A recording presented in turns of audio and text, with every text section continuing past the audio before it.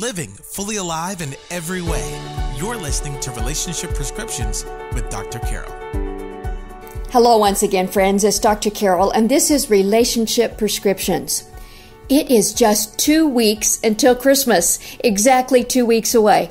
Now, I hope you are having a wonderful, joyous holiday season, full of great memories, family, a lot of joy. But that's not always the case for everyone. I had a group of ladies in my home just a few days ago, and there wasn't one lady among the group that was at my home where Christmas was an unmitigated joy. For every single lady, there was something very, very painful that Christmas meant. And I think for some of you listening, that very well may be the case. You know, I have some friends, more than one, who many times would just wish the calendar would jump from, the middle of November to early January, just bypass the whole holiday season. No music, no celebrations, no decorations, just pass that over. Of course, we have made, in our culture, we've made Christmas fairly commercial. But even beyond that, Christmas has often become just a real painful thing.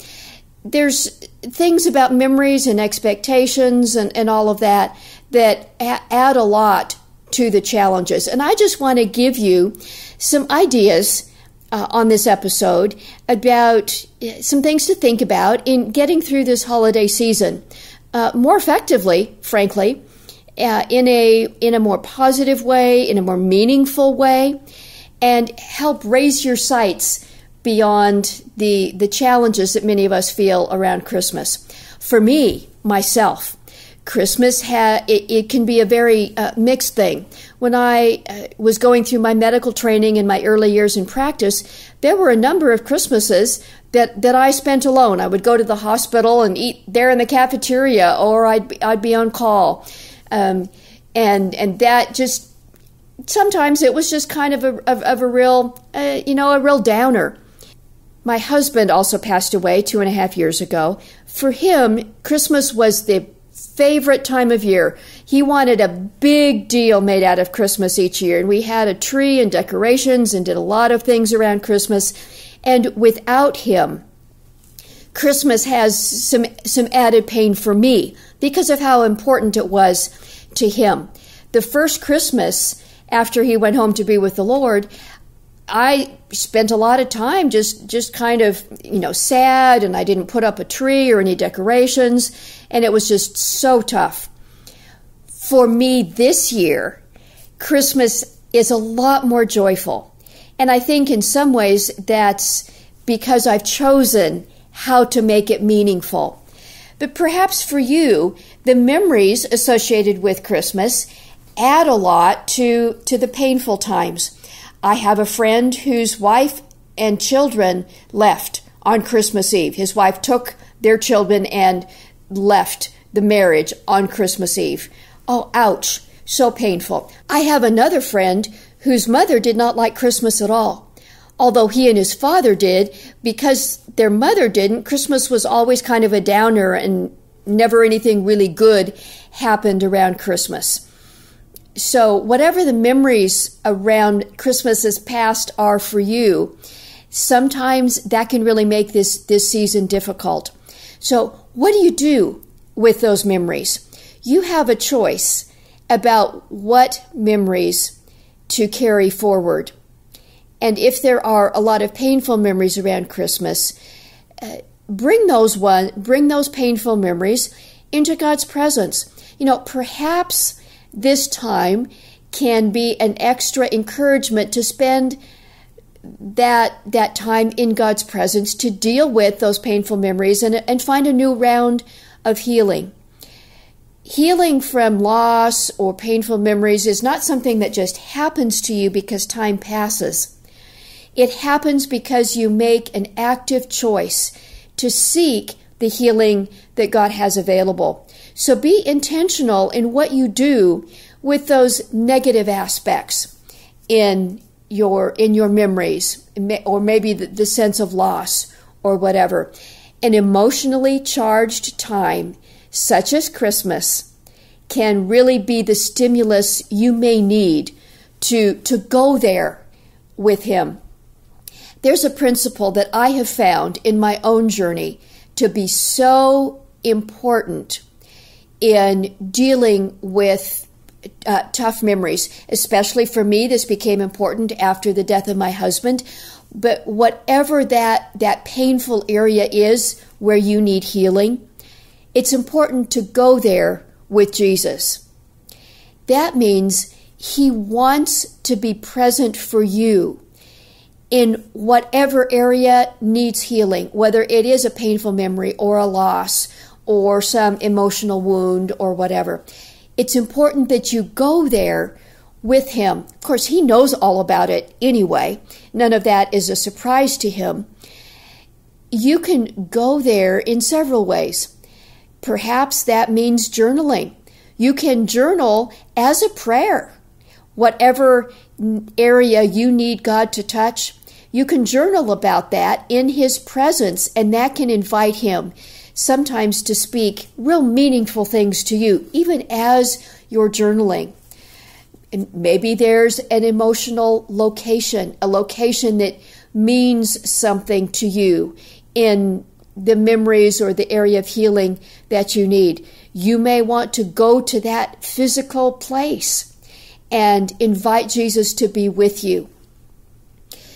It may be that you just, in your own quiet time with Him, choose to go to that place in your mind. If there are emotions that come up, let those emotions flow out, and then stay there long enough and see what Jesus has to say to you.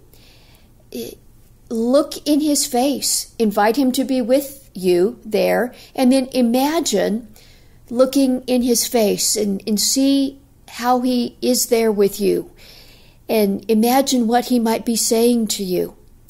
That can be a very healing thing. And let this Christmas perhaps be a time that stimulates you to go back for another round of healing if you need that.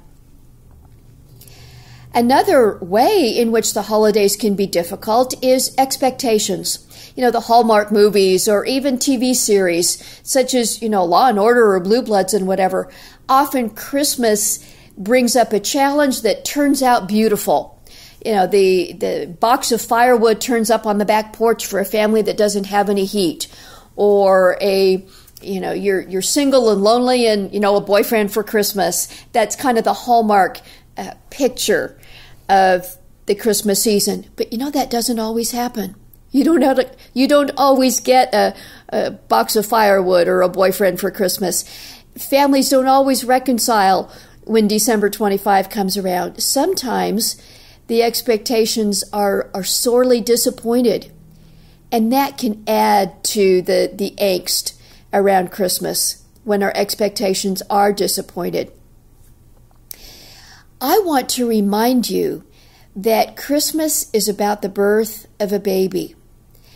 And if you have been a mother or a parent, during that time of expectancy, they call it expecting. When you're pregnant, you're waiting for the birth of the baby. Expectations can be a challenging time. And Christmas being about the birth of a baby can be challenging too. Another thing that the birth of the baby reminds me of is how difficult that can be. Now, if you've been listening for a while, you may know that I'm an OBGYN doctor, and I spend a portion of my time delivering babies, helping mothers and families through that time. The birth of a baby is not easy. It's almost always painful and bloody and dirty. It's hard. They call it labor because it is so hard. The birth of Jesus was at an incredibly painful time in Earth's history. And the birth of Jesus anew in you may be difficult too. We can certainly identify with that aspect of Jesus being with us. The birth of God's design in you may be painful, but the birth of the baby is also about the future. If you have been a parent, you know that when that child comes into the world, all the pain is forgotten and everything about the potential for that child's future becomes what's important. I say to new parents, whenever it's appropriate, a new baby is God's opinion that the world should go on. And I want to say to you this Christmas that the birth of Jesus as a baby on the very first Christmas is God's opinion that you should go on, that your world should go on. There is something purposeful that God wants to do in you this Christmas. And I want to encourage you to be open to that. Let me give you now just a few real practical tips, things that you can actually do that can help you make this Christmas more meaningful, regardless of whether the challenging memories or difficult expectations or any other painful circumstances are present for you. Number one, take care of your physical body. We are integrated human beings. What happens in your physical body affects your emotions, it affects your spiritual life, and of course, vice versa. So if this Christmas season is challenging for you, it may be important to step up how you take care of your physical body. The Christmas season can often be a busy one for many people, so you may need to take some extra intentionality about the time that you rest, about getting in some physical exercise, a daily walk, ideally in the sunlight outside if you can, paying attention to the food and drink, holiday gatherings, parties, or whatever. There's often a lot of unhealthy food around, a lot of empty calories, and that can actually negatively impact your emotions. So if this is a challenging season for you, I just want to encourage you to be extra intentional about taking care of your physical body. Number two, choose what to invest your time, money, and energy in. Especially if other Christmases have been difficult, you've got 2 weeks now to plan what the rest of this holiday season will be like. You can choose to make it meaningful. You can choose to say no to certain things that drain you. You can also choose to say yes to things that are meaningful. Remember that every time you say yes to something, you're saying no to something else. So be real intentional about the things that you invest yourself in. Maybe there is a special holiday gathering, maybe at your church or a concert or some other event that would be really meaningful to you. Do that. Carve out the time, make the energy to do that if that's going to be meaningful. Think about the people that you spend time with over the holidays. Oftentimes, relatives and other family get together for certain events during the holiday season. You can choose how much to invest with the people that are available to you. Some people are just prickly and mess with your emotions just by being in their presence. You don't have to invest a lot of time or energy around them. If they're in your family and it's important that you be part of the holiday gatherings with them, choose to be around for a few hours, not several days. On the other hand, there are some people that just lift you up and are comforting or pleasant by being around them, whether they're in your family or not. Choose to invest your time and energy there. So that was number two. Choose to invest your time, money, and energy in things that are meaningful. Number three, I'd suggest that if Christmas has been challenging for you in the past, you intentionally make some new memories. You have that choice. You can make some new memories now if some of the past memories have been difficult. If you're alone, especially, proactively reach out. There is almost nothing that will lift your spirits more than helping lift someone else's spirits. The opportunities to make a difference for someone else are there's so many such opportunities, especially at this time of year. There is always someone who is lonelier or more in need than you are. If you are feeling sorry for yourself, if you're feeling down about the Christmas season, make it better for someone else. There is another single parent that would love your help to make Christmas special for their children. There is an older person who does not have family that will be coming for Christmas, who would welcome you spending a little of your time and loving on them a bit. Whatever the situation, reach out and make some new memories. You may want to celebrate in a new way. Maybe you'll look for some new Christmas music, or find some new Christmas decorations, or look for a new Christmas service if there isn't one that is meaningful for you already. Find some new memories that are positive, that are meaningful, that help you celebrate the true meaning of the season. Maybe you want to choose an Advent devotional series to go through this year. The YouVersion Bible app has one if you don't know any other place to go, and the Advent calendar can be a wonderful way to help you focus your mind on, of course, the true meaning of the season, and that is Jesus coming. And then number 4, allow Jesus to be born in you again. Remember that this is about the birth of a baby. The angel said when he announced Jesus' birth, "He will be Emmanuel, God with us." Jesus came to be with us, and he is still with us. He is with you right now.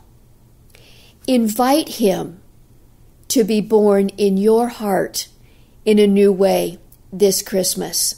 And I would encourage you to do that whether Christmas is an emotional high or an emotional downer for you. Most importantly, allow him to be born in you. Give him space to do what he wants to do in your heart. Remember, a baby is God's opinion that the world should go on. Jesus, being born as a baby on the first Christmas, was God's eternal opinion that our world should go on. And him being born in you anew this Christmas will assure that your world will go on as well. I'm praying for you, I love you, and I want to wish you a very blessed Christmas season. I'd love to hear from you as well. I'd love to have you go to our website, drcarolministries.com, and leave me a comment or a message. It would also be great if you would go to iTunes or wherever you listen to podcasts and leave a comment or rate this podcast. That helps others find us. And thank you again for being part of our online family. Merry Christmas. Thank you for listening to Relationship Prescriptions with Dr. Carol. Our purpose is to provide trustworthy resources that help you and others live fully alive in every way as God intended. If you would like to help others experience transformation in their lives and relationships, we invite you to partner with us. Text the word GIVE, that's GIVE, to the number 512-980-1620.